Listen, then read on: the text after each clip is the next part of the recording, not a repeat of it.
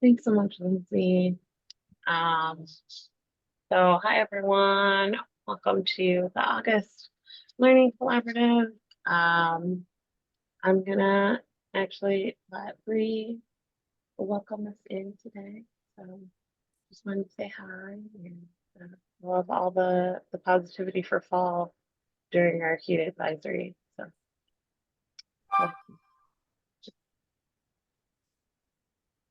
Well, good afternoon, everyone. Um, I would like to welcome you all to our August Learning Collaborative meeting. As Danielle mentioned, it is great to see your familiar faces as well as our newcomers. My name is Brianna Harper. I am the grant assistant for the COVID Health Equity Grant.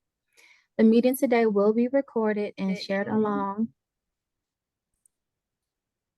Can you hear me? Okay, the meeting today will be recorded and shared along with a copy of the slides to Padlet. For general housekeeping, we ask that you please keep yourself on mute unless speaking. Recently, during check-in and office hours, there have been numerous questions about project evaluation. With that being said, today's Learning Collaborative will be centered around project evaluation and various processes. We will give a brief overview of what evaluation is as well as resources, followed by our council spotlight, where 5 BBOs and council members will present on their chosen evaluation processes. Then we'll take a break. After the break, everyone will go into peer learning groups of your choice to further discuss any questions that our councils present regarding their evaluation process. We will have a brief large group share out, followed by grant updates and a Q&A. I hope you all enjoyed today's collaborative. And without further ado, I'm going to pass it over to my colleague, Carolyn Ortega, as she gives us an overview on evaluation. Next slide, please. Hi, everybody. My name's Carlin. I know you don't see me as often, but I work with Lindsay and the rest of the MPHI team in the Center for Healthy Communities. And I do a lot of the evaluation for this grant, which is a really big evaluation, like very big, because as you all know, there's lots of partners and funding, but you can really evaluate anything. There will be probably evaluation just for this meeting. So evaluation can be big or small, and I'm going to give a brief overview, like very basic about evaluation. So at its heart, evaluation is just systematically gathering information or data, as we call it, to answer questions. So there's many types of evaluation. One you might hear a lot is the term community-based participatory evaluation methods. That's something that works well for community-based work, we think, but there's lots of different types of evaluation and methods of evaluation, and they all are valid and can lead to interesting results. It's all about the questions you're asking and what's going to be best to answer them. So there's also many types of data you can gather. There's quantitative data, so all the numbers, and there's big secondary data sets that might have like population level data, but there's also qualitative data, maybe focus groups or one-on-one interviews with community members, and that data can be really valuable too. Again, it just depends what's the question you're asking. And the questions that we're often asking in program evaluation when we're evaluating a specific project or program are questions like, is this program effective? What are the costs of the program? What are the benefits of the program? And how can the program be more effective? And answering that last question, how can the program be more effective, is one of the big reasons we think that evaluation is something valuable to do. So obviously funders a lot of times require you to do evaluation, and they might even require you to come up with an evaluation plan when you're applying for funding. And a lot of times they're more focused on those questions like, what are the costs of the program? Is it effective? Are you accomplishing what they paid you to accomplish?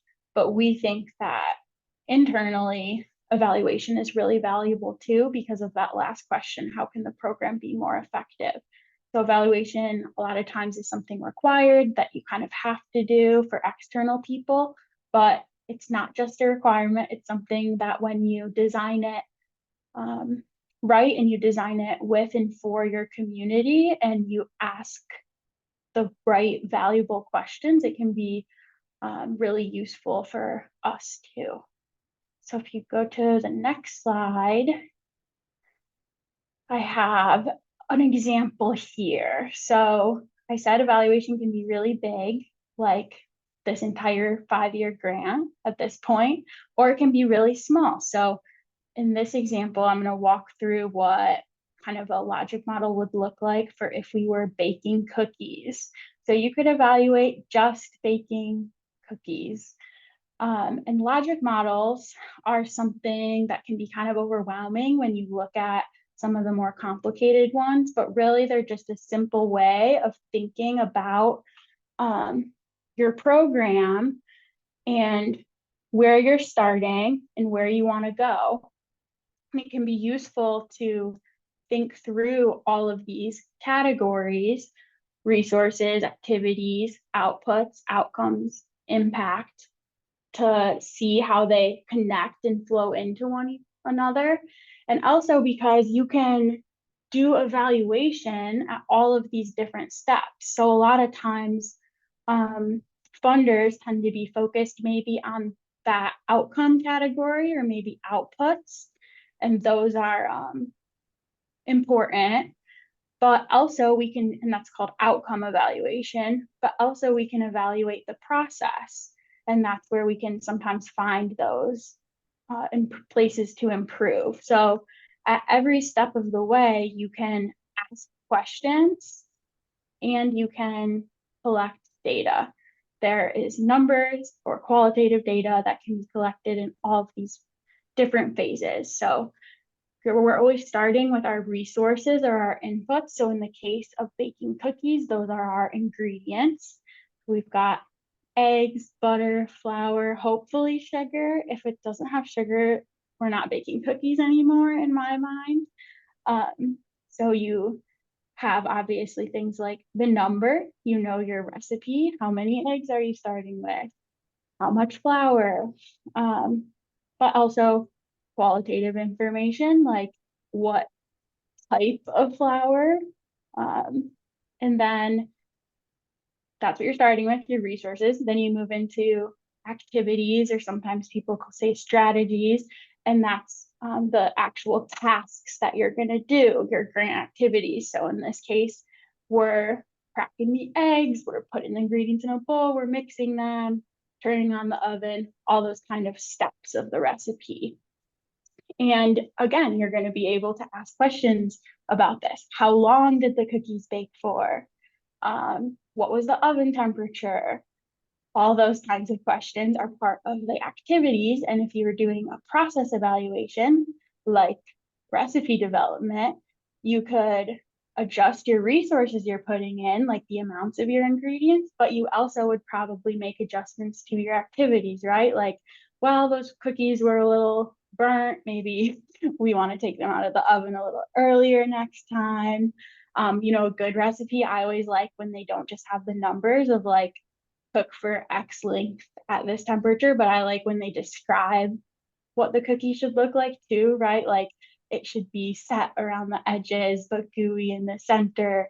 So that'd be like more qualitative data. And then moving into the outputs and outcomes, it's important to differentiate between these two things. Sometimes this can get a little confusing. So the outputs, those are the thing we created. So we created, let's say, 24 cookies. Those now exist. But we didn't create 24 cookies just to have 24 cookies, right? So in evaluation, the question, how many cookies did you have, or how many events did you host? Those kinds of questions end up with a number, but that's just the output. That's just kind of the product that we created with our resources and activities. But the outcome and outcome evaluation is more about the purpose. So we didn't just make the cookies for them to sit there. I mean, maybe you did if they're bad cookies and you just wanted to look at them, but probably the outcome is that people are eating them and enjoying them and feeling happy and they're not hungry anymore, maybe. And that's the outcome. So more about the purpose. And moving into impact can be the hardest to evaluate because those are kind of our longer term outcomes. So a lot of times we actually end our evaluation before we're able to measure the impact, unless you're working on more sustainable funding, like something that's going to be funded every year for 10 years, 20 years. That's when you can start to look at impact since it's longer term. So a lot of times we end up doing our reporting on our outputs and outcomes. And impact also, it's tricky to measure because it's things like now you associate the smell of cinnamon with Christmas time. Like 10 years later, if you smell gingerbread cookies baking in the oven, you're thinking it's Christmas time. How do you measure that, right? It's hard and it's longer term, but it's important to think about because impact is important, and especially for the work y'all are doing, these are problems we know are going to take a long time to solve, and where I know you all are trying to make longer term impact. So that's Logic Models 101. Logic Models, again, this is not the same as an evaluation plan, but it's just helpful to create for your program because it will help you know what questions can we ask and where are the different places that we can collect data. And that's what will create your evaluation plan. So if you go to the next slide, we have the logic model for this grant as a whole. So this is a logic model that CDC made kind of a long time ago now. This was what they created based on the initial plans that grantees had for this grant. And you can see we have our input, our resources are the government funding, technical assistance, and communities, you all. And then strategies, they had expand existing or develop new mitigation and prevention resources and services, increasing or improving data collection, reporting, building, leveraging, and expanding infrastructure support, and mobilizing partners and collaborators. So those are the activities that are happening for this grant. And then we have our outcomes, which are improvements, and the reporting that I do and that the state does back to the CDC about this grant really is a lot of outputs and outcome numbers.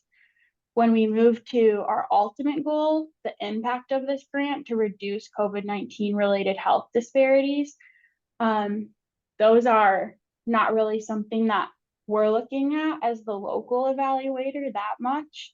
That's something more so that the national evaluator that's taking our data, but also data from all the other grantees, all the other states that got funding, and they're going to be looking at those big like secondary data sets of public health data to see if COVID-19 related health disparities were reduced.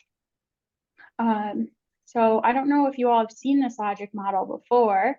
A lot of times we create these at the beginning of our project and then we don't look at it again till the end, but it can be helpful to check in on your logic model and your evaluation plan and make sure that it still makes sense for how your resources or activities have changed along the way. And again, if you're doing process evaluation, it's really more useful to be doing that throughout your project than to only do it at the end, because you want to be able to change what you're doing based on what you learned from your process evaluation. And I know that you all have been doing evaluation, and we have some really rich presentations that have really great examples after me. So I didn't want to focus on that. I just wanted to give you the very small example of baking cookies and the big example of the evaluation for this grant as a whole.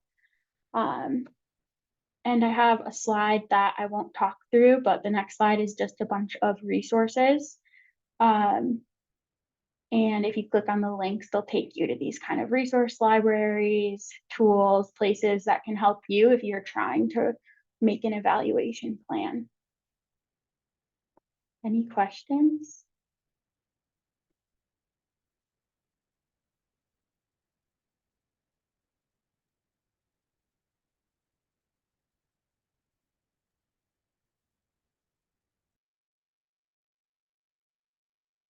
Well, I would like to thank you, Carlin, for giving us that overview of the evaluation. It was very helpful and very thorough. And I also love your analogy with the baking cookies. So next slide, please. Now we're going to move over to our council spotlight. So this is the area where we have some oh, I'm sorry, Brian has his hand raised. Oh, I was just clapping for Carlin. I thought she did a great job of explaining evaluation in a very real world sense. So thanks, Carlin. And next slide, please. So with that being said, Brian, you are off mute, and we're going to go ahead and start with Kent County. All right, thanks, Brianna. So appreciate the time to talk about what we've been doing here in Kent County, evaluating our Health Equity Council. So we will go on to the next slide and just kind of give an overview of kind of what we're talking about here today. So we call our process evaluation kind of like how our council is operating. So the experiences of the council members and things like that. Our outcome evaluation looks at how we're impacting the community, and that really focuses mostly on our mini grants and what the mini grants are doing in the community. And then we'll talk about our second iteration, really the process evaluation that we're doing right now in terms of trying to follow up from what we did last year and see if anything has changed in terms of how our council members are experiencing their the experience of the Health Equity Council participation. So going to the next slide. I just wanted to kind of start off by just giving you just a general overview of how we're structured here in Kent County. So we have the backbone support, the convening support. There's members of the Kent County Health Department on that team, members of Grand Rapids African American Health Institute and the Hispanic Center of Western Michigan all provide that foundational baseline support for the council. Our decision network that really involves our community voice group, which includes members of our community-based organization, community members in that group, and an advisory board that consists of different representatives from health systems, health insurance providers, academic organizations, governmental organizations, and other community-based organizations. So it's a group of about 15 or so advisory board members. Obviously, our resources, we have the compensation and the mini grants that we provide to the community members and community organizations. And then we have action teams that are all focused on different priorities that were identified by the community voice group over a year ago. And those look at mental health, community safety, and then all the community health needs assessment priorities that came out of our most recent 2023 iteration of the CHNA. So go on to the next slide. So during our first year of this grant, we used some of our money to contract with Measurement Resources. They're an organization out of Ohio. We did an RFP for an evaluation provider, and they were the ones that rose to the top. They were very, very good. And what our goal was to have them come in and sort of lay the foundation for our evaluation framework. So we wanted them to come up with a way to assess the experience of our Health Equity Council members, as well as provide us a framework for measuring the impact of our mini grants. And so the thought was to kind of get them up front and have them provide that framework for us, and then we would carry it forward after that first iteration and do the evaluations, the successive iterations of the evaluations on our own. So really the process evaluation piece, we really just want to kind of understand the effectiveness of what we're doing and how it impacts our community, how we're structured and operate, and how we could, as Carlin mentioned, how we can always look to improve upon that process. What we did with Measurement Resources is we provided them with a lot of information about what we've been doing as a council. So you can see in this little chart, what was done and how well it was done. So some of that stuff was provided to them through just reports that we gave them, like how do we coordinate our meetings? How do we recruit people for the council? What type of trainings and relationship building activities did we provide to them during the course of the, building up the council? And then, how well do we, kind of our membership, how well does it represent, those who are living here in Kent County? So a lot of that was just provided to them, through conversations and through reports to them. And then what they did is they created a survey that kind of talked about more of like, how well are we doing what we're doing? So the quality of the member engagement. So do they feel included? Do they feel like their input is valued? Are they involved in the decision-making process? Those types of things, were included in that online survey that was distributed to all of our Health Equity Council members, and also like the impact of what we're doing. So do they feel like they have a voice in what we're doing? Do they feel like their communities are better off and have their organizations been given more opportunities to get access to funding or learn about more funding opportunities or increase partnerships and things like that? So they developed that whole online survey that was distributed to our membership to kind of assess their experience in the council. So next slide.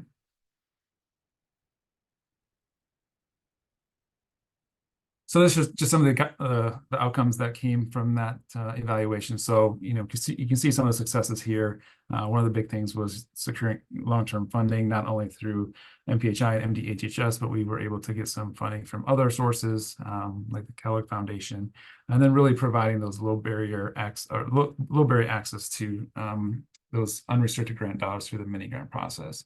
You can see a lot of people built relationships or strengthened relationships that they already had, through the council participation, understanding what other people are doing, understanding other resources that are in the community. And then we really had a good, response to some of those experiential questions that we talked about. Was your input valued? Is the work that you do worth it? Do you have influence over decisions? So we were 100% on all of those. So it was pretty good. So it was nice to hear that, but sometimes you want to hear like criticisms of what you're doing. So I think we were a little bit concerned about that so many people were agreeable to the things that we had done so far in the council. So next slide. And so again, some more of the things that the participants valued out of that online survey. So as I kind of mentioned before, opportunities to learn from each other, really creating a space where, it's a safe and a brave space for everyone to come together and provide their inputs and opinions on things without, fearing being criticized or scared of what they're talking about. But we just, finally did hear some things that we needed to improve upon. And so one of the things was really about 25% of those who responded to the survey said that, the actions of the Health Equity Council weren't really based upon feedback of those most impacted by the issues. So one of the things we heard a lot was that, even though there are community-based organizations on the council and individual members of the community on the council, they didn't always feel they had the right to speak on behalf of an entire population that they represented. So that was one of the concerns that they had, was how do we say what's right for our entire population or our entire neighborhood and things like that. And then we did hear some things back about, that they didn't feel that the Health Equity Council was having a positive impact on community. So while there were some benefits to the community, we weren't quite reaching what we wanted to achieve there in terms of having greater impact on reducing disparities and inequities in our community. So we took that to heart and kind of changed some things around and how we're doing things to, after this survey was done. So you can go to the next slide. And we also got some recommendations from our consultant after the evaluation was done. So this came from the input from the community members that have participated in the online survey, as well as some of the things that we provided them too. And really this looks at some of the impact that we talked about, like people want to see action plans for each of the action teams that we had provided. So what are we going to do? We obviously identified mental health and community safety as issues from the community voice group, but what are we going to do taking those forward to really make an impact in our community on those things? Really kind of finding out what our role is in the community. So the Health Equity Council was new. There's a lot of other things going on in our community to reduce disparities and improve health outcomes. So where does the Health Equity Council fit? And we actually had a follow-up meeting where we kind of really dug deep into that to see what the council members wanted to do and where they saw, the value of the Health Equity Council and where we really fit into the overall puzzle of health improvement within Kent County. And one of the big things that we also heard was really to get more data from the populations that are represented on the council. So they saw a lot of gaps in the data. So, they weren't, how does this health issue impact my community? A lot of it was like white populations or African-American populations, but they didn't see themselves reflected in the data that was presented to them along the way as we built the council. So they really wanted to see increased participation in the community health needs assessment that was done in 2023. Next slide. I would say one of the things I wanted to talk about is like one of the challenges that we had with the survey was we had kind of a lower participation.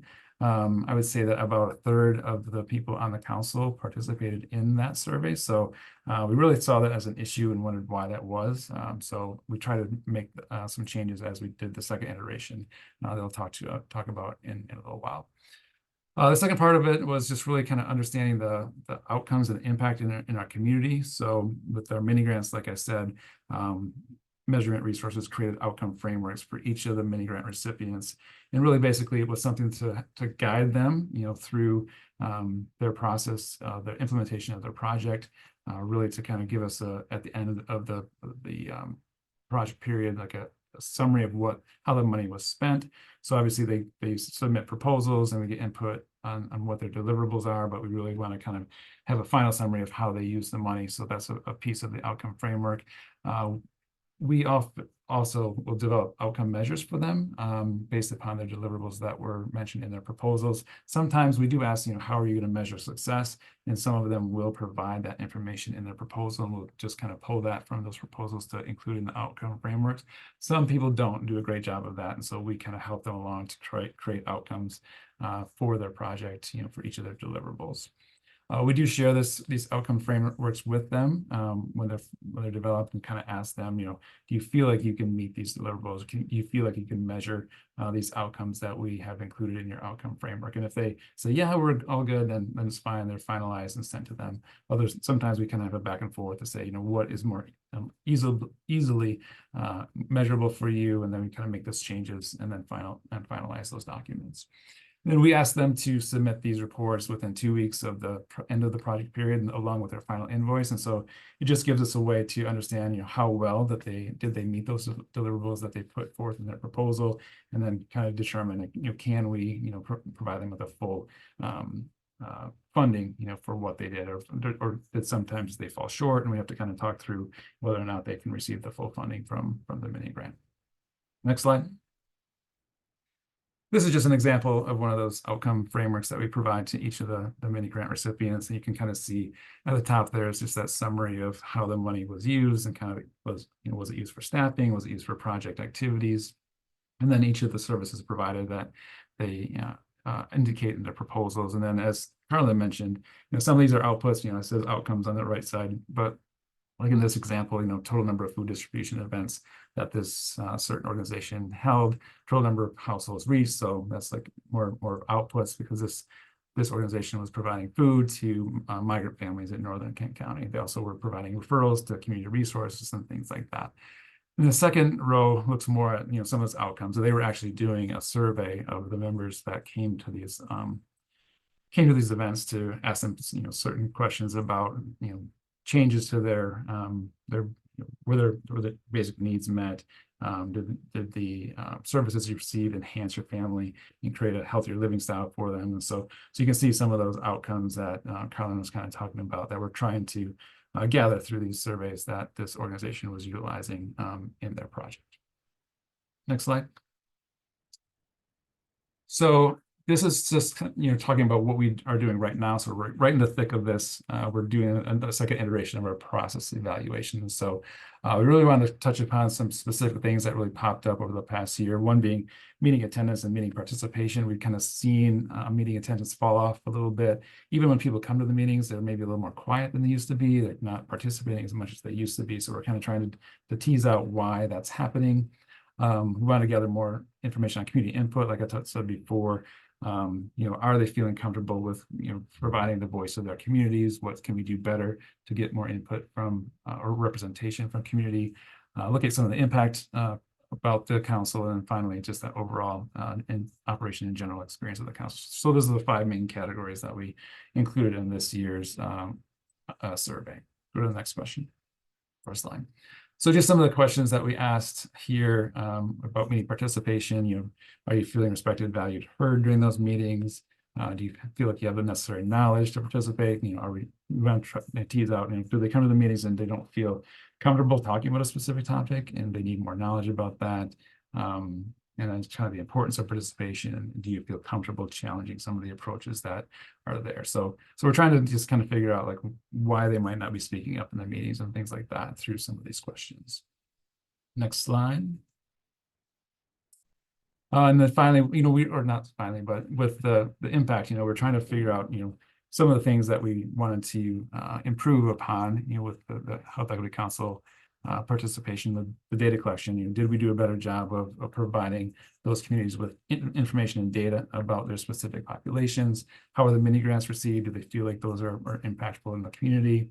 We've been doing a lot more with having community voice members be involved in kind of reviewing the community health improvement plans of health systems, and we're trying to figure out, was that valuable to them? Do they feel like they had an input or valuable input on changing or reflecting or providing input on those implementation plans of the health systems? And also, do they have influence on the strategies that are used community-wide to impact the CHNA priorities identified in the most recent iteration? And then finally, the last slide, I think, is, again, just that overall experience, providing open-ended questions to say, what do you appreciate most about how we're structured? What changes do you identify that can improve your experience as a member? Talking about compensation, is that appropriate for what you are doing and the work and the time that you put into Health Equity Council activities?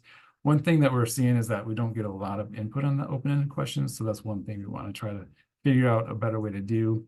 And this time around, we actually provided people some time within the most recent community voice meeting to have them do the survey to try to get a better response rate than the last one. And so we actually did, every person who was at the last meeting filled out the form, but we still have a lot more people that we need to reach because there was a little bit of a small attendance at our last meeting. So we're going to send that information out to them in the email, ask them to complete the survey, and also really stress, we really want to hear your input on those open-ended questions, because I feel like that's where a lot of the value comes in and really how we can make a better impact moving forward. And then I think that's it. All right, so that's it. So appreciate your time, and I will either take your questions now or we can talk about that afterwards in the breakout sessions. Thanks, Brian. It was really cool to see, the intentionality y'all had behind your evaluation process and kind of using, I guess, what maybe like the traditional or like what we think of when we think of program evaluation, and also sharing how you've adapted it over time through your work with the council and things you've learned and might change. But I want to open it up to others if they have questions for Brian.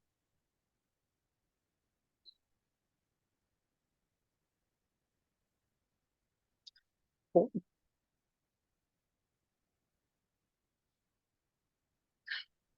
I have a question. I'm apologies if I missed this, but the surveys and whatnot that you're doing with your council members, are they anonymous or how does that work? Yeah, that's a great question. I did not mention that, but yeah, they are anonymous. So we provided, at their last council meeting, we did provide copies Gotcha. of them for people to fill out, or they were able to use a QR code and do it online. So, I mean, it's hard because when you have a small sample size, you can kind of like figure out who filled them out. But we do not ask them to put their name or organization on the surveys. Great, thank you. And then Chuck, I see you had your hand up. Yeah. Hey, Brian, good to see you. You all are doing a great job. I especially like how you all integrated the community health needs assessment into the Health Equity Council process. My question for you is on a different note. How autonomous is your Health Equity Council? You may have covered that, but you covered a lot, and I don't remember if you talked about how autonomous they are. So in other words, in terms of decision making outside of the resources of you all as a backbone or organization, how autonomous would you say that your Health Equity Council is on a scale of, say, 1 to 10? Yeah, this is a really good question, Charles. I think that I heard a lot of people talking about this at the last meeting, about them not even wanting the health department there at the meetings and having them doing it on their own. And we're definitely not there yet. I mean, we are completely coordinating it in terms of creating agendas and kind of identifying the activities of the council. So I would say, we're probably, I mean, I feel like the decision making is all done by the council members. We don't have any say in that, but I would say that, some health department employees still do participate in the meetings. And I think a lot of times when there's silence after we kind of ask a question, sometimes we try to prompt them with some ideas. We try to stay out as much as possible. So I would probably give us a 4 at this point in terms of how autonomous they are, because I don't think that the members in the community-based organizations who've been part of the council have really taken on that role to move it forward. And they still kind of need that push from us to keep things going.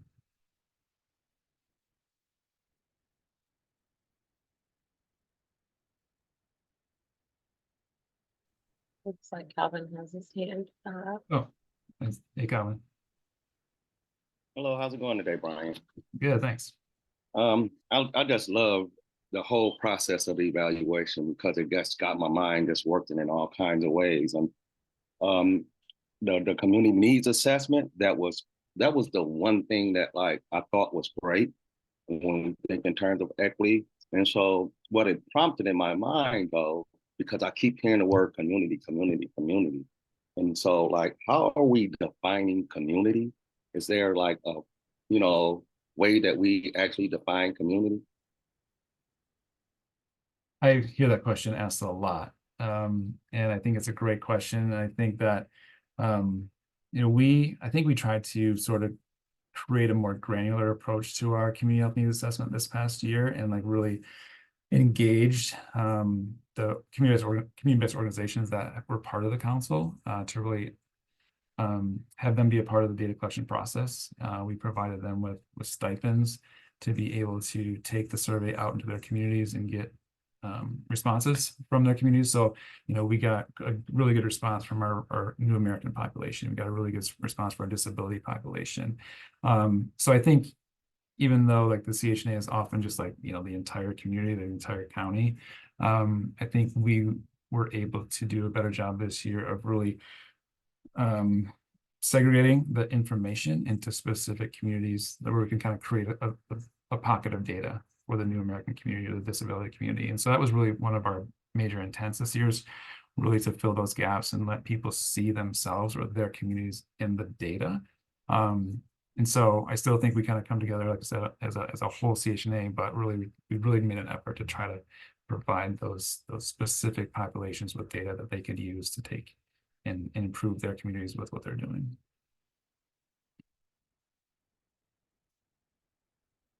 So, I am gonna leave. I'll also type Brian's contact info in the chat for people that may want to connect with him again, and then I will pass it over to Amy. Thanks, everybody. Thanks. Dana, Jason. Hey, I'm here. Adam is gonna lead the presentation. So yep, I see his camera's on, and you ready, Adam? I'm ready. All right, thank you so much. All right. All right. Yep. So we are Ingham County's Health Equity Council. And we actually have approach we took was more community-based participatory evaluation method, where we used the photo voice to kind of help evaluate the success and impact of those organizations that we worked with. And so if you don't mind going to the next slide. It's different color, but all right. So this is our council.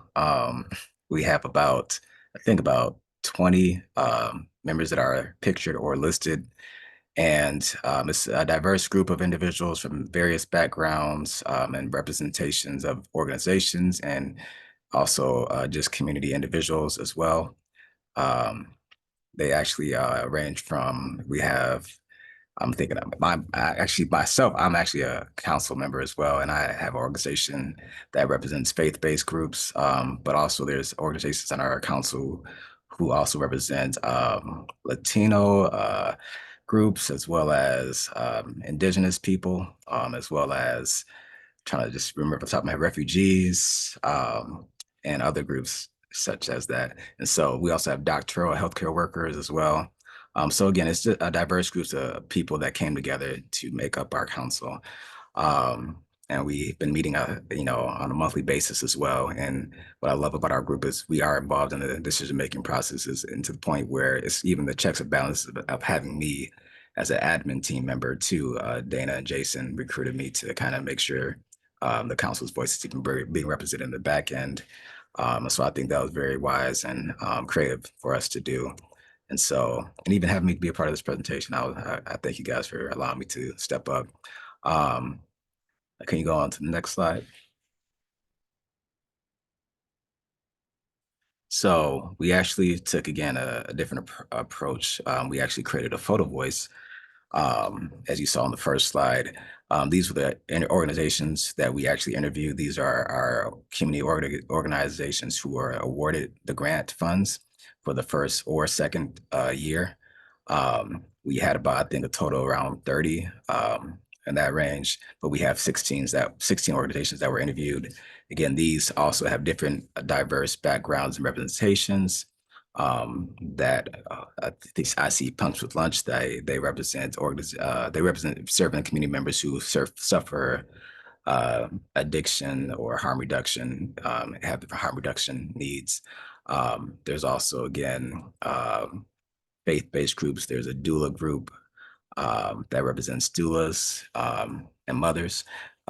There's some that represent the homeless population, the aging population, that represents the media, women. I'm just going down the list, and even healthy eating practices, and so forth. And so with that, that actually is just a glimpse of what we have as far as those that we worked with.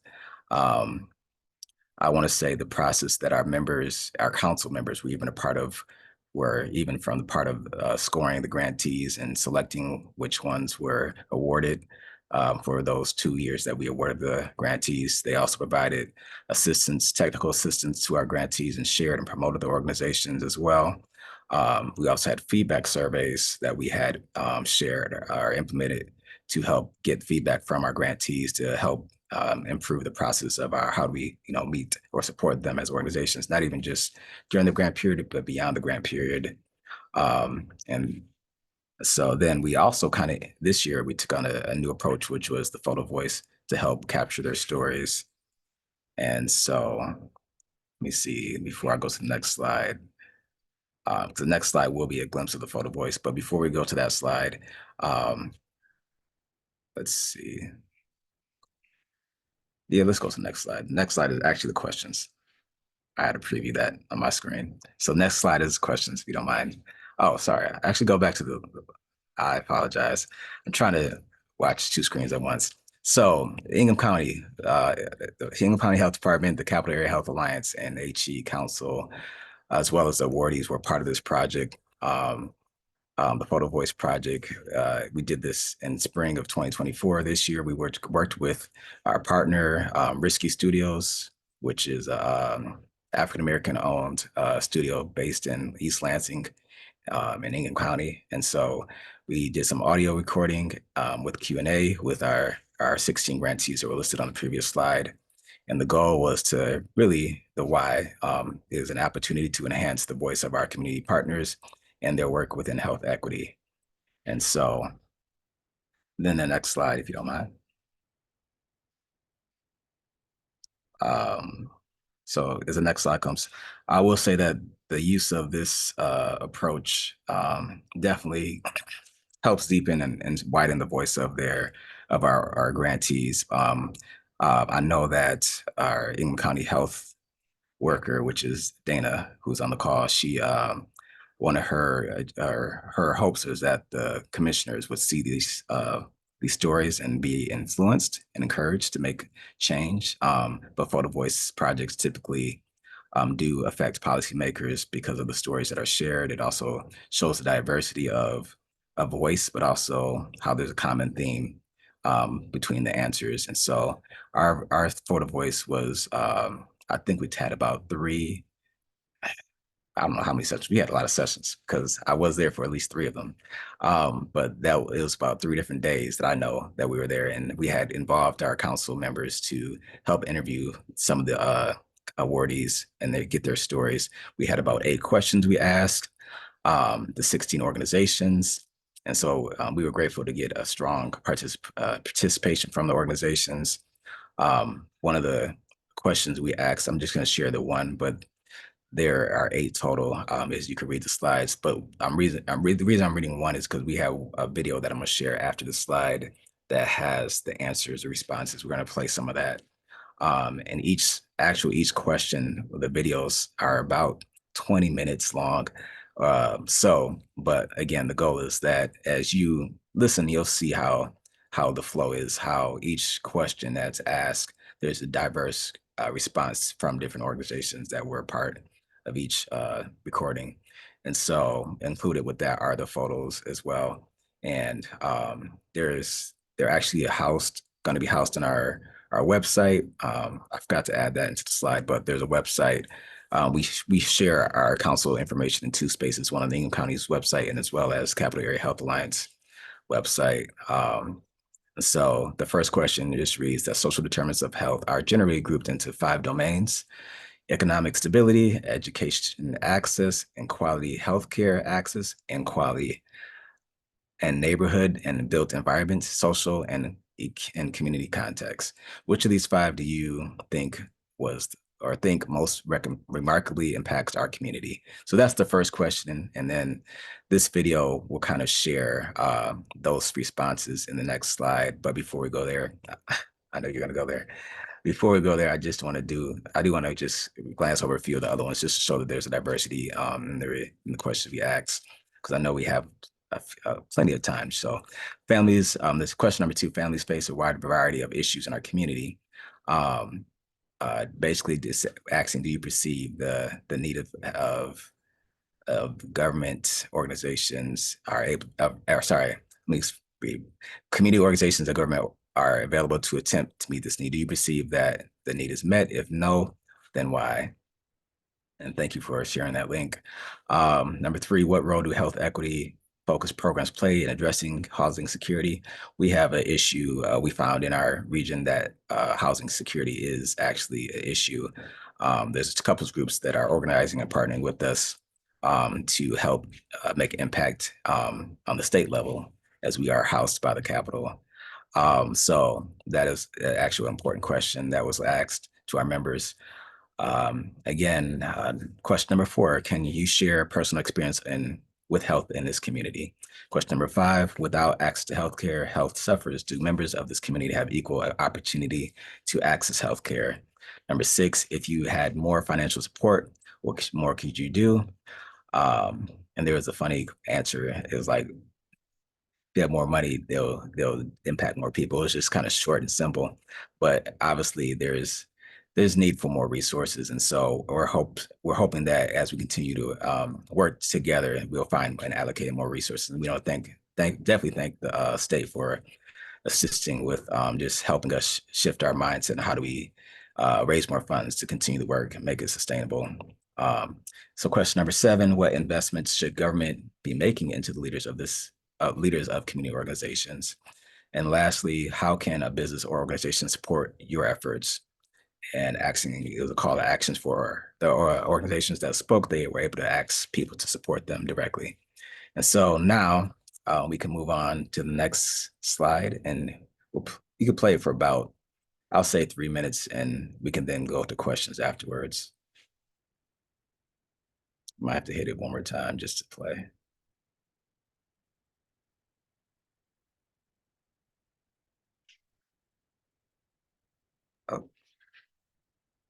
Sorry, I just had to redo my share. Here, if you just want it.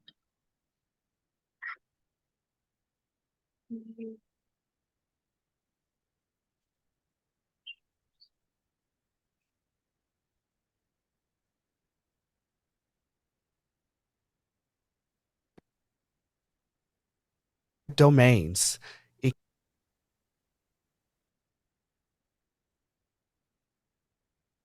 Thank you, Danielle.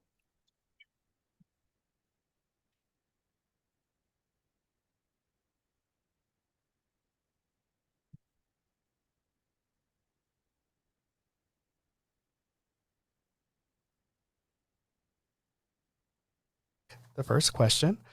Social determinants of health are generally grouped into 5 domains: economic stability, education access and quality, healthcare access and quality, neighborhood and built environment, social, and community context. Which of these 5 do you think most remarkably impacts our community? And which of these does your work address? My initial response was that I think the economic and housing would be the most impactful, because if you have that, everything else generally falls in line. Like if you have sufficient housing and financial security, you have more options for education, more options for your community and the people that you're surrounded by, and everything just falls in line if you have the financial and economic security. Well, they are all important, all significant areas of emphasis that we need to have. I guess to follow a certain path, though, in this conversation, I'll take it from a healthcare standpoint. But we do touch on all areas, even before really getting into anything. You know, we can't expect an individual, for instance, to take care of themselves and the people who he or she loves if they're not in the ability to take care of themselves first. So healthcare, for instance, from my perspective, it's a cornerstone of making sure that we're going to have good attempts to address these other challenges or barriers that people face to be successful in life. Actually, I think that Northwest Initiative impacts all of these social detriments of health with our various programs. So a lot of the economic stability, education access, and quality is more so probably my AERO program, and that's where we're helping people who are coming out of prison or jail or long-term jail stays, as well as the folks who are currently in the criminal justice system who are participating in our court-ordered adult diversion program.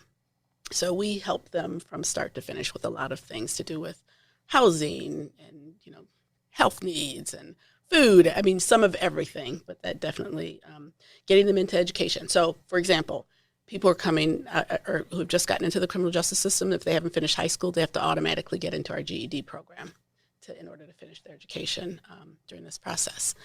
So that's what I would say. I think they're all really important. That's why they're all 5 are the social detriments of health, and communities need to be working on all of them if that's in their community, and it's definitely in our community. Yeah, I would agree with that. That's one of the great things about Northwest Initiative is that we have some flexibility in what direction we can take programming and what grants we can take advantage of, and sort of customize what resources are available and what the needs of our clients are, whether it is food access or housing or neighborhood beautification. Signing up for emergency and basic needs services through the Michigan Department of Health and Human Services. So we do all of that, to an extent. So sometimes a client will come in for one thing, and then we'll find out there's a lot of other resources that we have access to that apply for them as well. So. For sure, because that's like a typical client may come in and need food right away because that's what they call us about. And then they get here and you find out that they either lost a job or they're living out of their car or things like that. So then you start to slowly but surely tackle the issues one by one food being most important at the moment, and then moving down the list. Well, there's a lot involved, obviously, in all the 5 domains. And when I think about social determinants of health, I immediately go to health equity. And I also always consistently think about social economic factors, dealing with poverty, education, housing, and equity. So I'm going to focus on economic stability as one of the main factors. As I kind of look at the United States Census Bureau and our data for 22 as well as 23, looking at our poverty levels, we are still above the national average. And when we look even deeper in Ingham County, it's much larger even than most areas of Michigan. Obviously, there's some areas in Michigan that are more impacted, but we are still looking at a higher percentage of at least 16.3%, depending on what data sets you look at, sometimes it's 20%.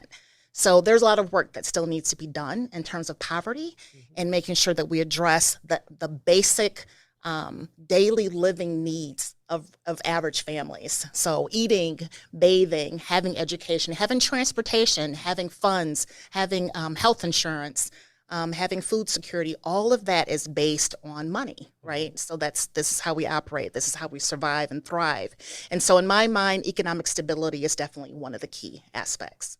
All right, thank you. So if anyone has any questions, please feel free to ask. And also, whether it's myself or Dana or Jason, we're all on the call. We can also answer them. And Keontae is also on the call. Or before you, if no one has any questions, I also want to know if Dana, you have anything additional you want to share about the project? Well, I will share that. So this was question 1, and we've got several more questions to go. We have audio of each organization's responses, as well as this combo that we're doing. I love the stories that are coming out from the people who are doing the work, and also have the experience with the people in our community. And as Adam said, one of our interests was show it to our Ingham County Board of Commissioners, let them know the good work that's happening. But also a goal is for our HEC council members that you saw, the 15 of them, to divide up the questions, take a listen, and also think about some recommendations as far as it could be policy changes or things that people need to know based on their responses. So it was just a really rich time, and more to come with this project. Yeah, I did. I mean, I really enjoyed being a part of this process. I'm used to doing grant work and coordination, and this was a unique way to not only get the council members involved, but really hear stories and see the emotions that people had from the personal experience. Made it more qualitative. And Kelvin. So I would like to thank you, Adam. You did a great job of presenting, stepping up. You know, you need brothers like you out here stepping up. You know, Dana, thank you for allowing that opportunity as well. I see the community, man. I see what y'all doing. I know Monica. You know, I seen some of my friends there. You know, in the reentry field. You know, so I know y'all are touching the work. You know what I mean? And so I commend what it is that y'all share, because I believe total voicing is a real thing. And I think it's something that we should adopt into the work, because hear directly from the horse's mouth. You know, what we're saying has to be, you know, like empowered by the people whom we're servicing. So it's a unique way of bringing those whom we're servicing into the conversation. So thank you. I love this presentation. Thank you, Kelvin. Lots of kudos in the chat for you all as well. Adam, I think the photo voice is such a cool way to help people feel connected to the work. I think, you know, a lot of times we fund programs and services and we maybe don't always provide like a true full experience of what it's like. And I think sometimes photo voice and the conversations it leads to can really provide a lot in terms of that overall story. You know, thinking about what Carlin shared earlier about impact and how ways that you can capture that. I think, you know, photo voice is one of those ways that you can share something that's not maybe super tangible, and is maybe more of like that emotional connection and way of thinking that has changed and evolved through public health programs. Thanks. Thank you. I'm gonna think it's Macomb next. So Sue. Oh, I see you have your hand up, Sam. Sorry. Were you No, volunteering? this is actually Ricardo. I just couldn't figure out how to change the name. Oh, that's great. I was volunteering to go next. I mean, I'm never going to say no to volunteers, so I can skip ahead. No, that's okay. Depending on Sue. That's fine. Okay. That's fine. Yep. All right. Okay, so it is me, Macomb. Yeah. Health Yeah. Equity Council. Hi, everyone. I'm Sue Salhaney. We, as a council, have really evolved, I would say, over the 2 years. I love the presentations I've seen. I feel like I've learned so much to make our work and our presentation of our impact so much more meaningful with what I've heard from all of you today. So I really appreciate that. You can go to the next slide because I have a lot of slides in here. Just really quick, as the backbone agency, who are we? We are a 100-year-old organization that really has put our commitment into community, starting as an orphanage, but today multifaceted, and behavioral health integrated care really has been a focus of ours for the last 4 years, and that allowed us to move into health equity work, starting with work in Detroit around the time of COVID and growing into Macomb County. And Macomb County is so very unique. If you go to the next slide, we'll talk a little bit about who our council looks like. Our council is a combination of both individuals from the community who are the community voice, who are activists in the community, who are school board members, who are people who have been elected officials, who are people who have worked in the field and are strong advocates for those that need information support regarding health equity, access to healthcare, information to healthcare, and that trust building with the healthcare system, because Macomb County, being so very diverse, we have a lot of pockets of populations, and each bring with them their own view on county health access, and certainly, the trust. And I think we have talked about this in the last meeting we had, the trust issues, the generational histories that populations have gone through, that, and the traumatic histories that make us who we are as a community that we need to address. So we have an FQHC, we have a physician provider organization, we have various groups around Buddhist groups, we have Asian, Southeast Asian groups, we have an immigrant social services group, we have Access and the Community Foundation for the Chaldean Community Foundation as part of our council, because that represents all of the voices. We also have organizations that address substance use disorder and recovery services. We have an inpatient organization as a organizational member. So we're really quite a mix and trying to move the needle.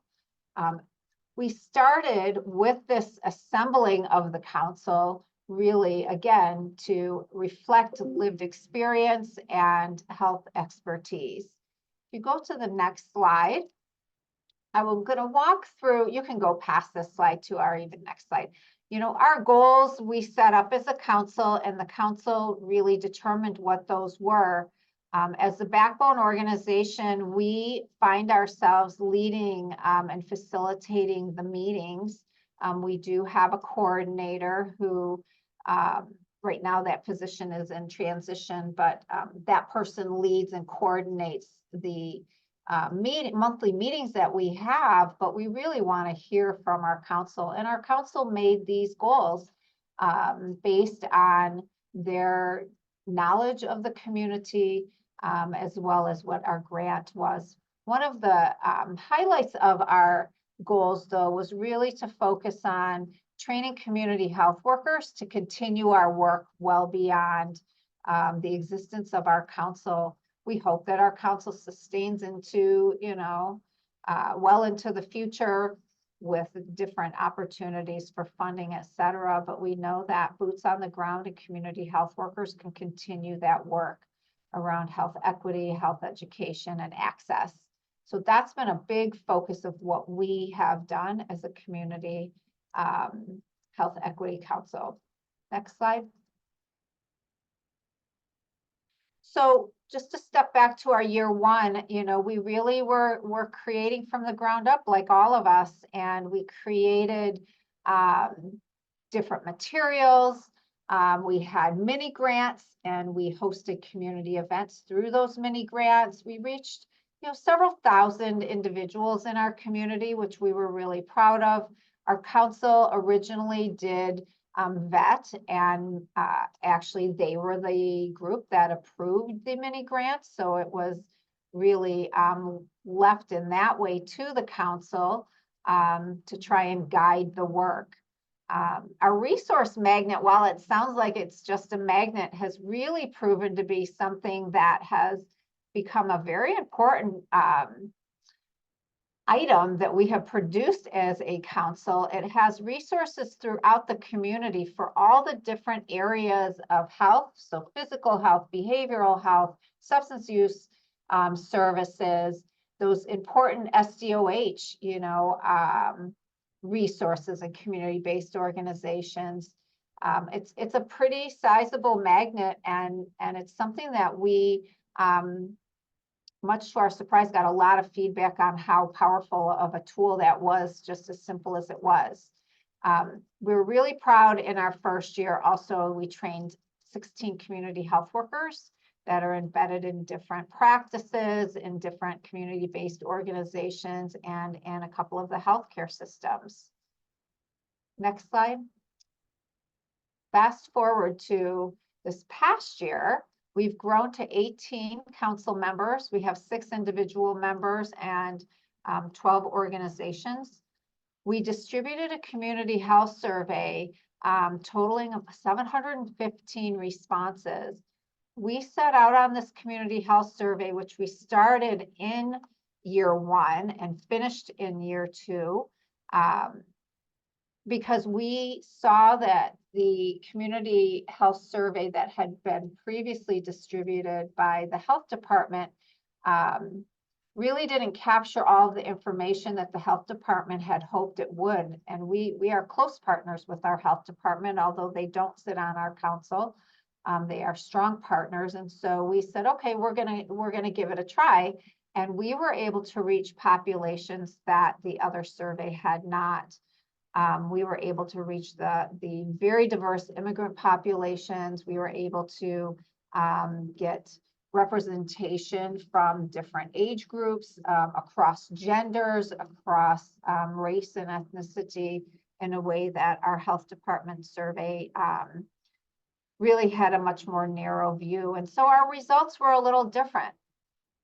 We also, in this past year, did 12 health education events, reaching more people, but 2 of our most important events were around Medicaid redetermination. So we had so many folks in Macomb County that were falling off of their redetermination, losing their Medicaid, that the county was very intentional.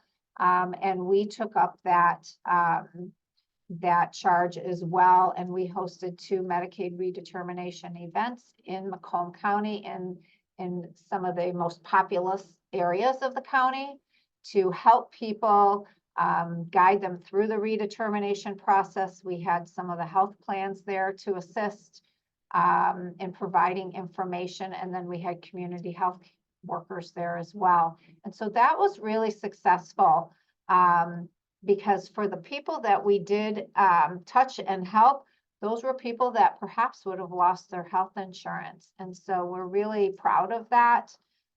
We did create a communications toolkit. We have a website, we have social media, area that we would love to strengthen. Don't feel like it's our strongest area, but we're there and it's a platform for our voice and our council voice. So we do try to continue to push forward social media to reach populations that use social media, that have access to the internet, but by no means do we think that that is all of our population. We know that there are many folks that are not engaged in any kind of social media. We know that there are internet and Wi-Fi deserts, so to speak, so people don't even have access. So that's just one of the multifaceted ways we try to reach the community. Next slide. So our community survey results were really, really important to us because they set the goals and the lens for where we wanted to try and penetrate health and health equity and health access in Macomb County. 74% of the surveys were completed by BIPOC populations, and 70% of the responses reported having health concerns. And so as you can see on the slide, cardiovascular disease, diabetes, folks being concerned with being overweight or having high BMIs were of greatest health concerns. Compared to the health department had cancer and obesity as the leading health concerns, you can see that the rest of the county, the majority of the county, had much different concerns, and it really was important and really also supported the need for more community health workers in our county. Next slide. So that's where we're really headed. The survey also did have a revelation of continued concerns with mental health. We know, right, after and in the first couple of years of COVID, mental health really was showing up very strongly on community health assessments, community needs assessments, and it continues to show up as an area that people do not feel like there is enough access. But we also noted from our council voice that they felt like this 9% of responses with mental health concerns really was more around stigma of why that number wasn't higher, and mistrust of the system, personal concerns people may or may not have with reporting mental health concerns, less likely to have access to mental health treatment, perhaps not recognizing the prevalence of mental health in the community or recognizing symptoms in themselves or their family members. The LGBTQ populations also reported, stigma and discrimination is a leading cause for not having reporting, and the groups and partners involved with the Health Council felt like that was an area we needed to look more into, because this 9% having mental health concerns that was reported was believed to perhaps not have all of the responses captured that truly are out there from people and what people are experiencing. So that's an area we want to take a look at through the rest of this year and next, is access to mental health. Next slide.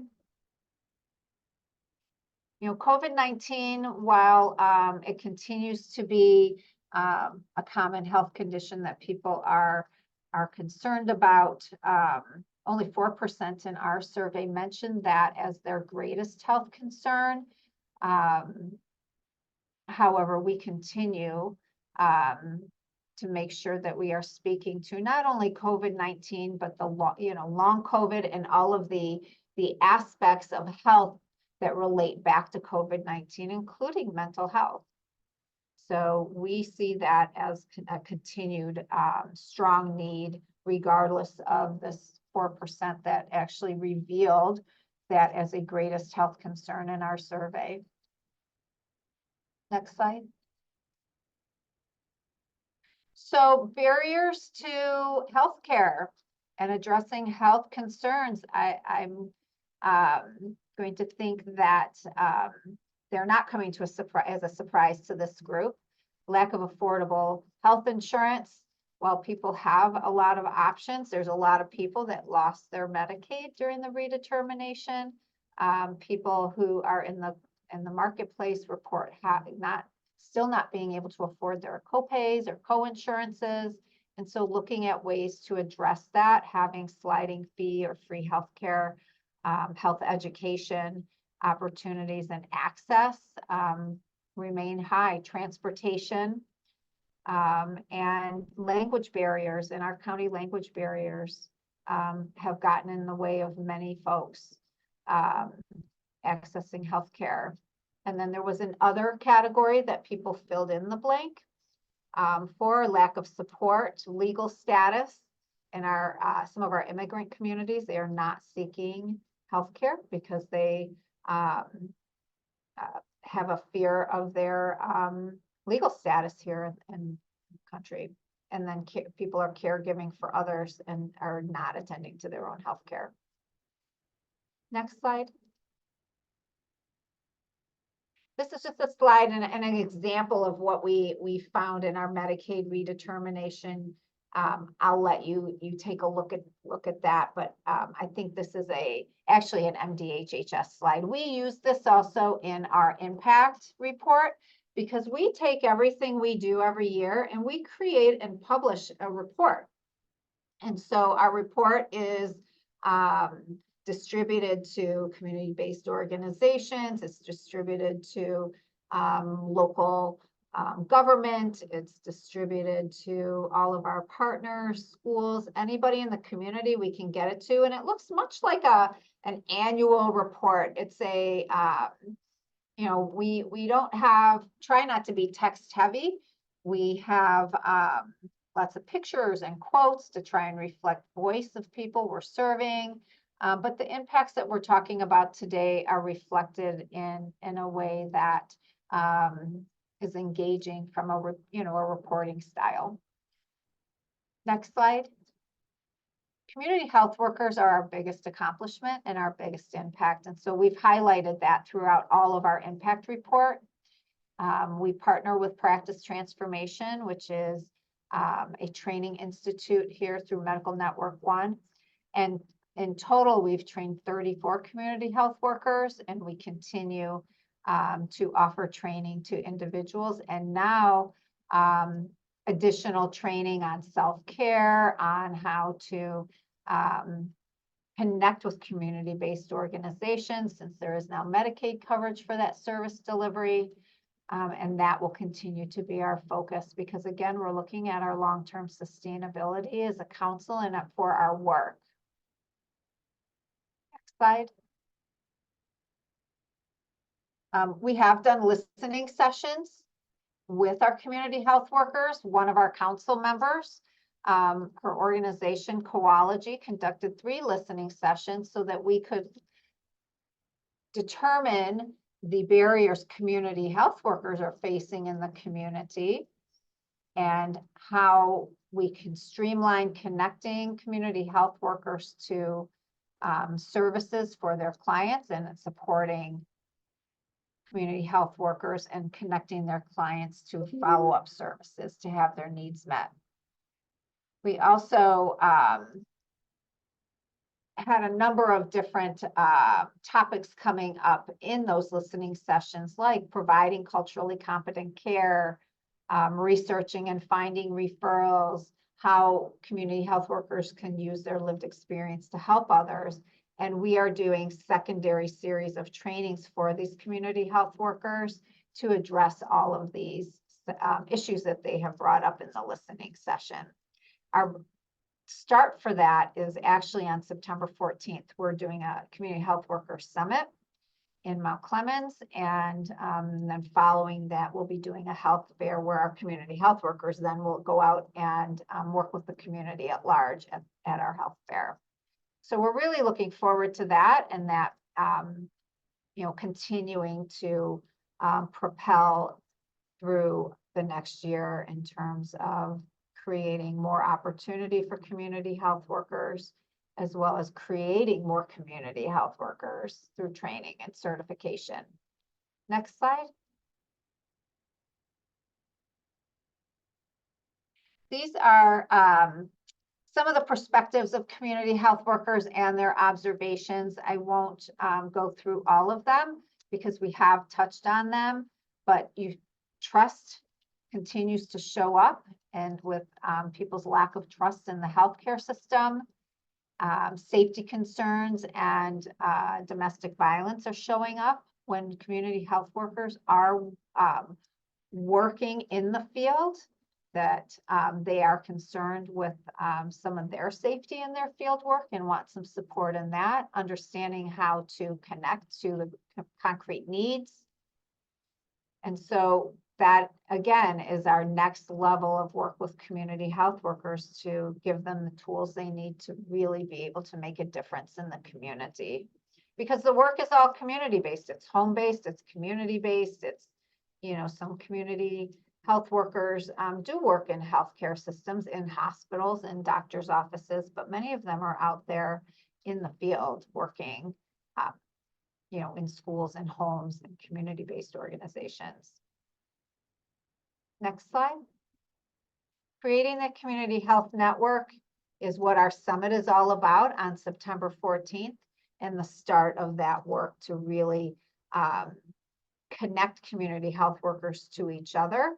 It started with our listening sessions, it's continuing with our summit, and we intend on having something in 2025 to continue to build that network and offer formal training and networking opportunities for community health workers in our region. Community asset mapping was a big part of what we did in this past year as well, because we believe that it's important to not only have our council, but a group of partners that are embedded in the community as well. We didn't want our council to grow to an unmanageable number of organizations. So through partnership, we have built our safety net for folks, our network of support.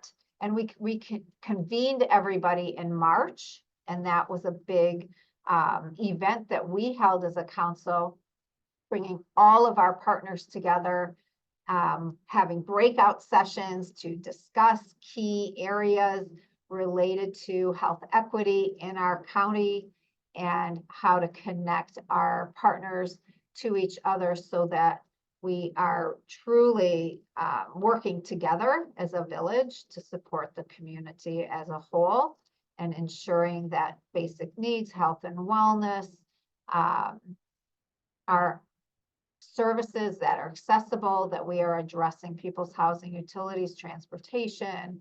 We're working with education, employment, and job training programs, really that whole person. Next slide. I feel like I'm running out of time here, Danielle. Our sustainability, I'll conclude with our sustainability really long-term is to embed our council members into our Healthy Macomb Advisory Council.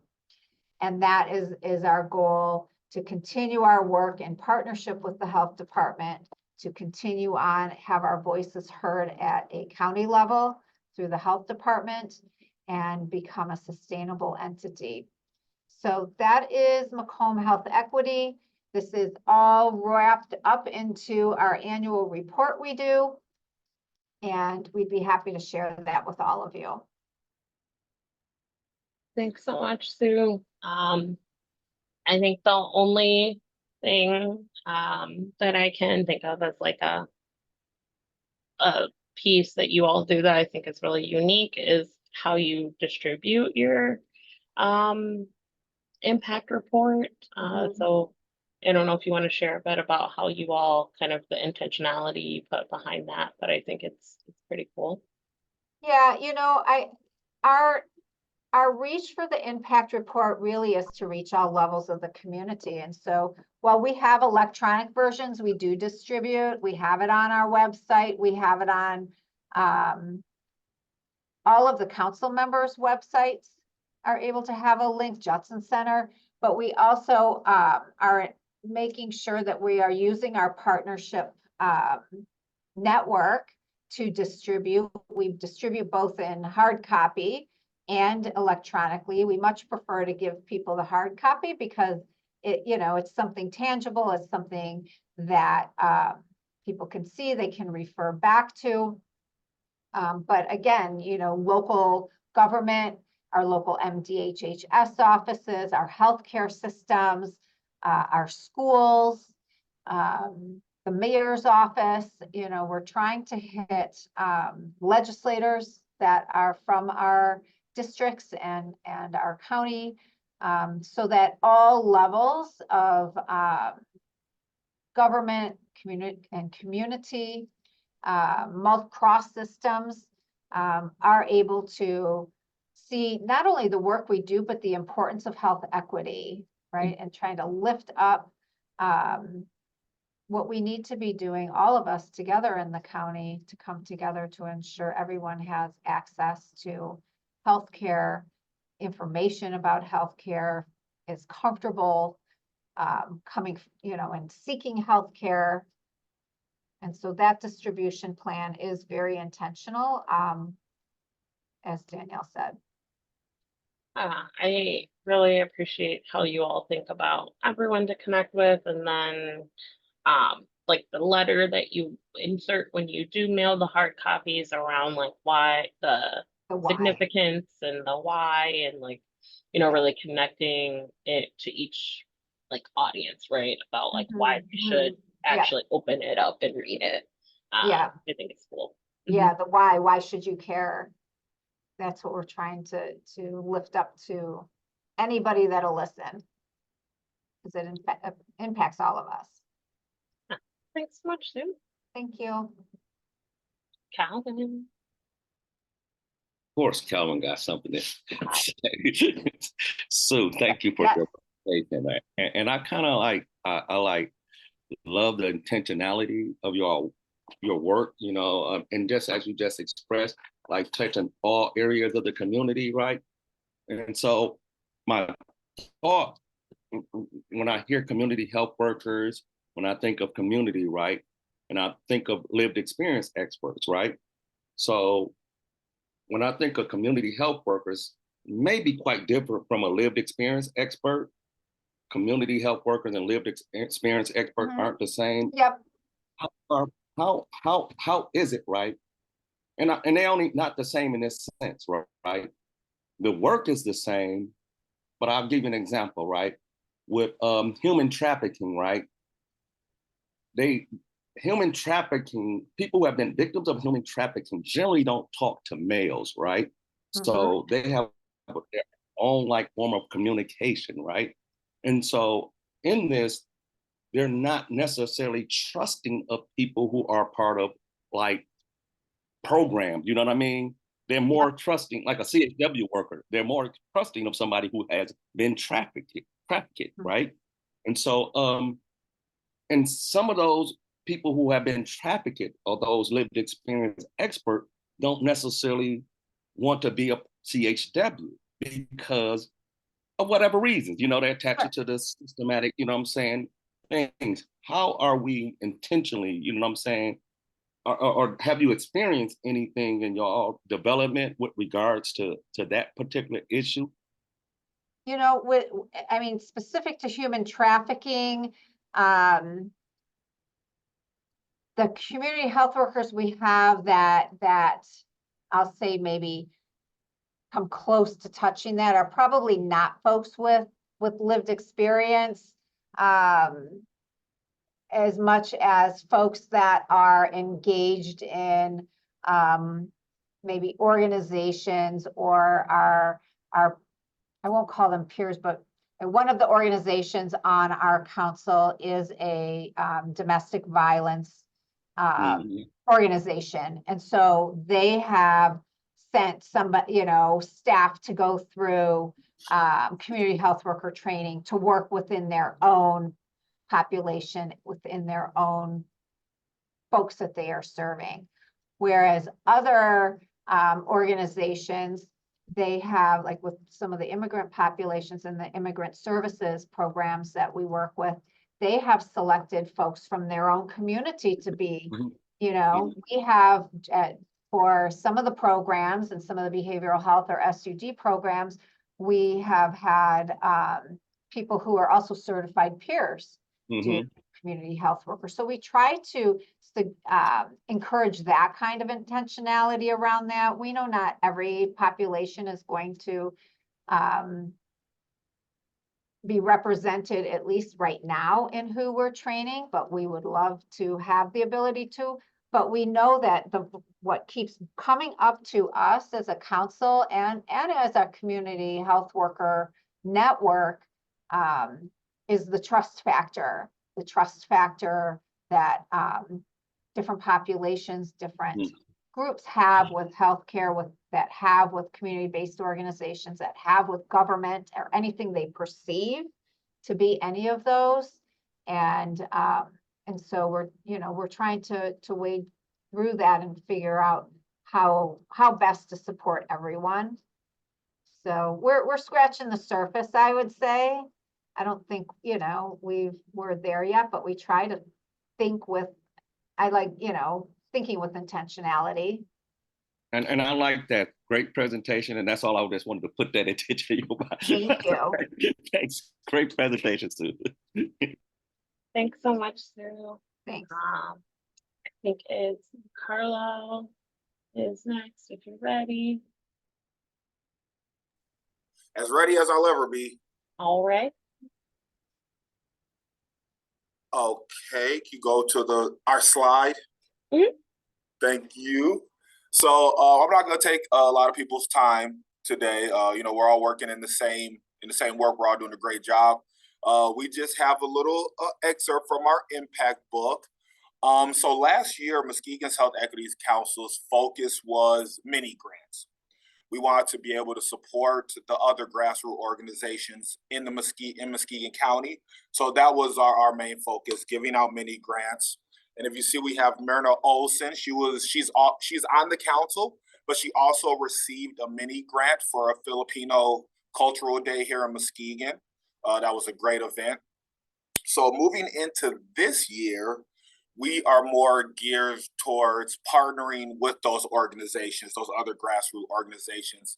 So our big project that we're working on is we're doing monthly health screenings, but each member of the council represents an organization within themselves. So each member's organization is going to take one of these healthcare screening days, and they're going to tie it to obviously a health-related topic. And we're going to bring in different sources from outside because we have 2 federally qualified healthcare centers here. So we're going to partner with them strongly on this initiative because we're seeing that a lot of people don't have a primary care doctor, right? And that's a major problem. They're using the ER or medical centers as kind of like their primary care. So our goal is to bring those 2 populations together, the doctors who are looking for patients and those people who currently don't have a primary care physician. So yeah, that's kind of what we're working on right now. I'm newer to the project. I just took over facilitating the Health Equity Council about 3 weeks ago. And we've got a lot of great things going. We're also working on a sustainability plan so the council can be sustainable on their own moving forward. That's about it. Thanks for Carlo. I really appreciate you, jumping in.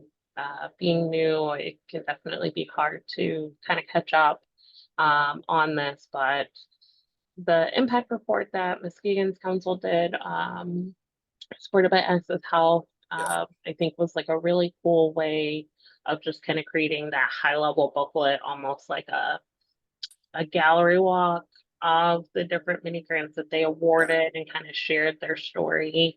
So almost like a written photo voice, if you want to kind of think about Ingham's project versus Muskegon's. But I really like the ideas. I definitely, I'm letting everybody know I'm stealing some of your ideas. So if you see it pop up in Muskegon, don't be surprised. Well, that's a good thing. Don't, of course, always encourage shared learning, and part of why we wanted everyone to kind of share some of their ways of highlighting the impacts was to give everyone, new ideas, new perspectives, especially after our office hour in July, where we talked about sustainability, the evaluation, and like return on investment as like a key piece of sustainability, and just want to show you different ways that you can capture those outcomes and impacts from your work in, maybe more creative or more useful ways to you, rather than maybe some of the more traditional ways you've had to do it with funders. So I'm gonna pass it over to, I think there's quite a few folks from the Saginaw team that are going to work with us. And Joyce, we really got to stick with our 15 minutes so I can tell everyone goodbye. Are you there, Joyce? There you go. Here, let me get my camera on. Sorry about that. I'm gonna get it. Camera won't come on. There you are. Okay, all right, very good. Well, I'm Joyce Seals, and I'm the coordinator for the Health Equity Council in Saginaw. And I just want to say that I'm going to be brief and just say that we did conduct 11 focus groups, listening sessions, and we developed a report, did a press conference where we released that information, and we based how we gave out mini grants to those who addressed the findings and answers to the problems that we identified. But as we've been sitting around the table, and we can have some of my other two presenters go through this and we'll present them shortly, is that as we talked around the table, many people ask, where is the young people's perspective? Where's their perspective? Because they're not at the table. We meet during the day typically. Students are in school and so forth, and they can't participate. So we decided to do photo voice. It would give an opportunity for young people to give their input in something they might find very comfortable to do. We had 3 of our HEC members who took on this responsibility. And then you'll see their names listed in a few minutes.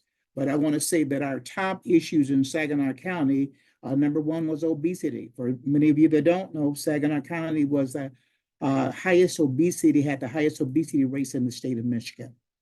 And of course, the chronic illness that goes along with it. And then also, we had substance abuse as well as mental health. We also had a maternal and infant care, but we worked with the young people on 3 issues primarily, and it was obesity, the mental health, and substance abuse. Now today, I think we'll concentrate mostly on obesity. We wanted to get students' perspective on that. And so we have a couple of my partners here at the HEC table who are going to help me do that. Can I go to the next slide, please? All right, I'm going to talk, what is photo voice? And one of my experts about this is Sandra Robinson, who is here online. Why don't you take it from there, Sandra? Good afternoon.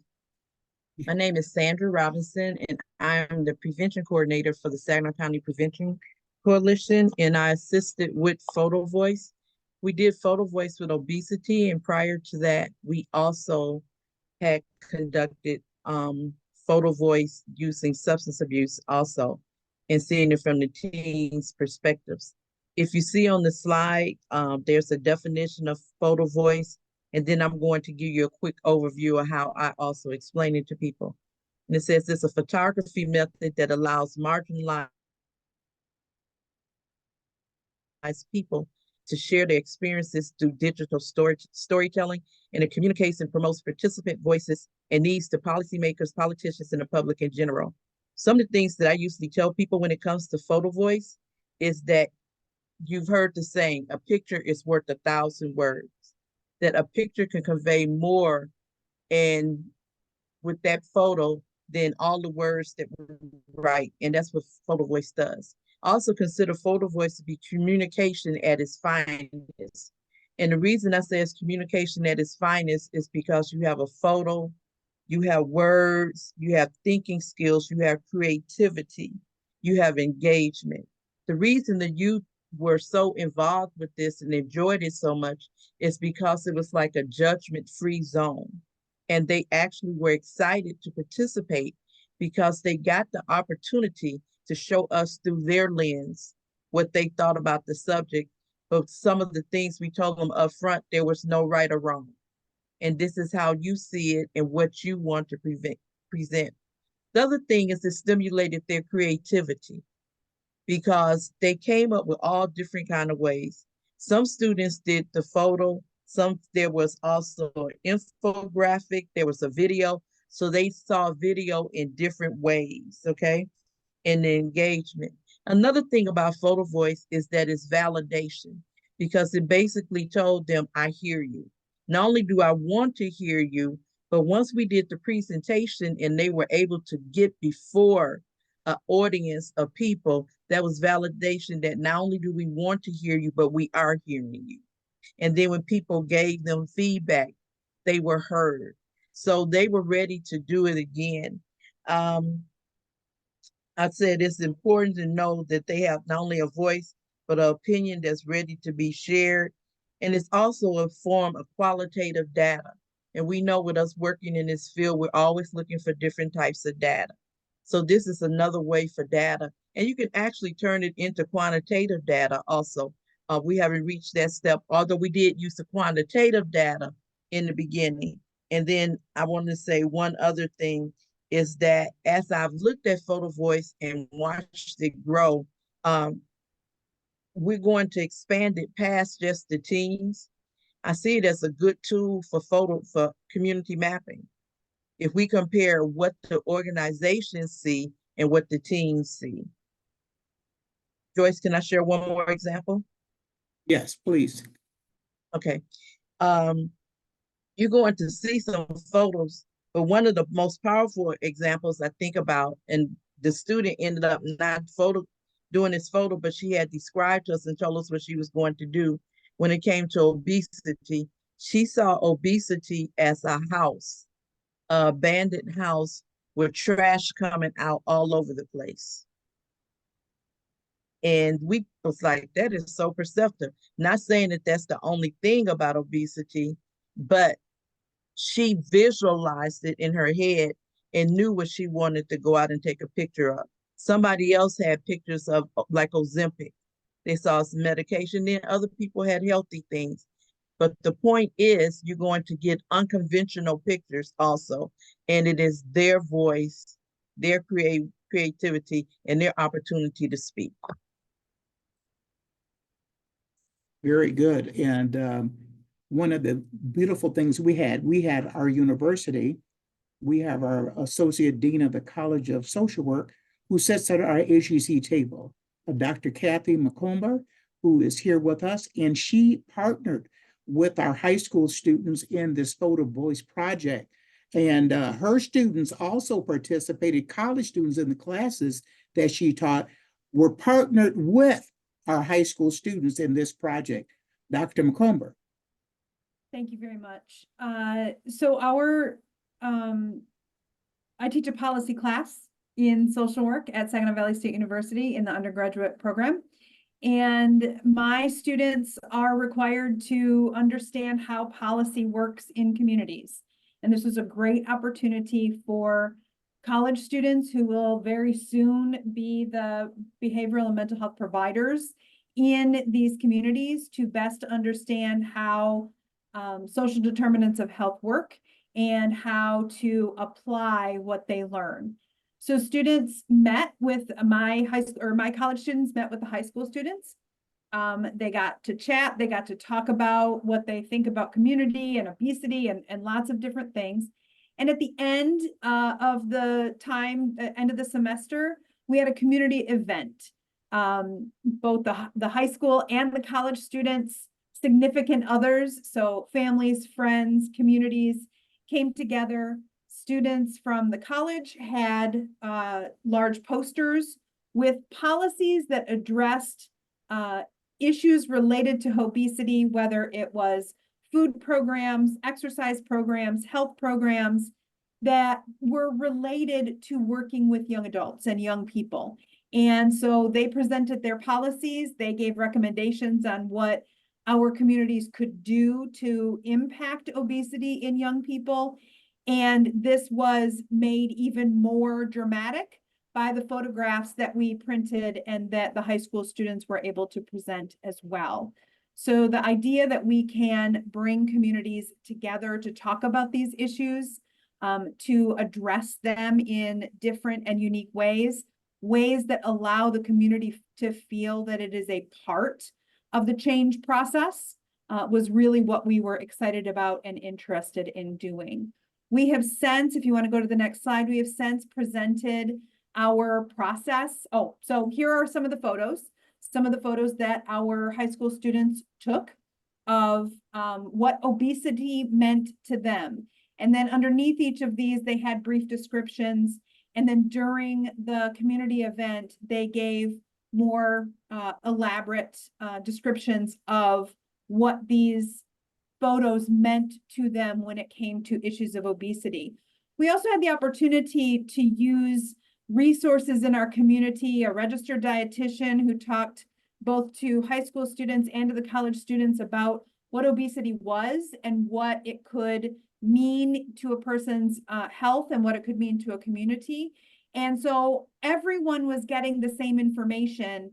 And then we were able to give it back to the community to say, these are things that we can do. These are ways that we can change. Next slide, please.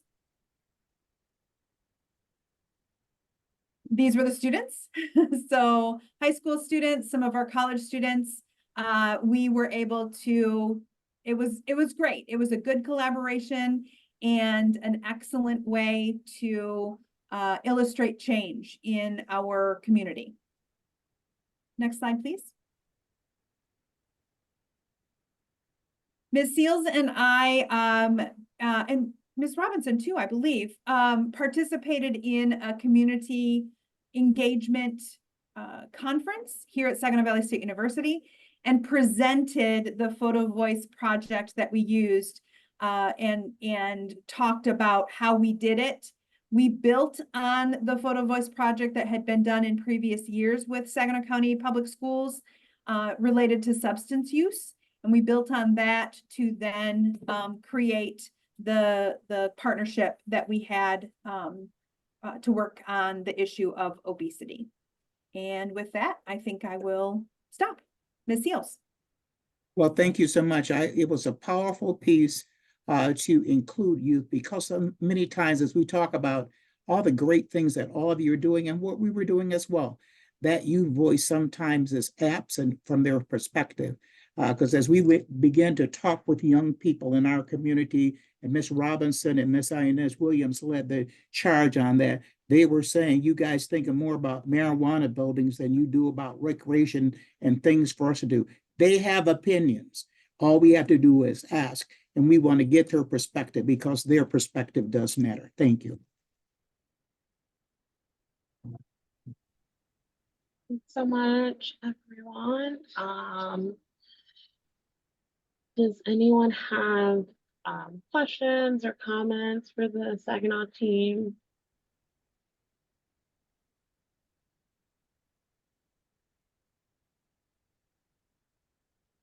Well, I can just say that it's a very cool project. I know that a lot of councils have at different points in times wanted to think about ways to incorporate youth. And so that was one of the, I think, unique things about your Photo Voice is really focusing on that lens. We do a lot of thinking about the future of our communities when it comes to the work of our health equity councils and what that could look like. And so, you know, being able to really voice that, hey, youth notice that we aren't focusing on what's of interest or of importance to them, I think is something that's, you know, pretty important, especially as we try to engage younger folks in this work and make sure to show them the significance of that. Part of it is being able to center their voice and really kind of show them ways that their power can shape decisions that are made in their community. So very, very cool. Lots of kudos in the chat. So I just want you all to know that it was a really great project. So close on time, not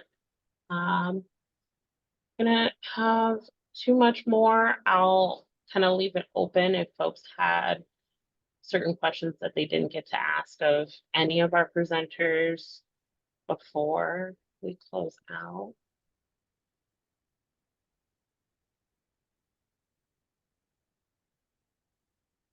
Okay, well, I just want to say thank you to everyone who went ahead and presented. I don't have a ton of new grant updates beyond what you all already know in terms of, you know, the work going for another year. So Lindsay and I are working through that contracting process for FY25. We will likely be reaching out to everyone with any questions that we might have. Other than that, I think the biggest pieces of news is just that this is Bree's last collaborative meeting. So I know not everyone got to work super closely with Bree, but she has been the grant assistant on the grant for us pretty much the whole time. Yes.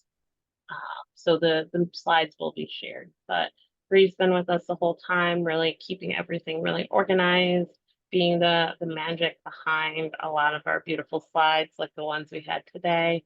So I just want to take a moment to tell Bree thank you for all of her hard work, and that we'll really miss her. Thank you, Danielle. Thank you, everyone. I enjoyed working with everyone. You all are doing an amazing job within the community, as I stated in our in-person collaborative. Keep up the great work. You are going to be missed. Danielle, you're not going to make me cry because we still have some work to do. So I'm going to cry later. But I just want to tell everyone to continue to do the phenomenal jobs that you are doing within the community, within the councils. The work you're doing, it does not go unnoticed. And I just wish everyone a phenomenal year and just phenomenal, just to continue to be the light that we need in the community moving forward. So lift up those voices, make sure you are being heard, make sure that actions are being seen, and don't stop there. Keep going. And it was a pleasure working with you all. Thanks, Bree. Yeah, we'll miss you. You can always come back. With that, I'm gonna actually let us leave on time, aka a little early. I know people have 3 o'clock, so the recording, the slides, all the materials will get posted to Padlet, including contact info for everyone who presented today if folks want to reach out or connect with anyone. Thanks.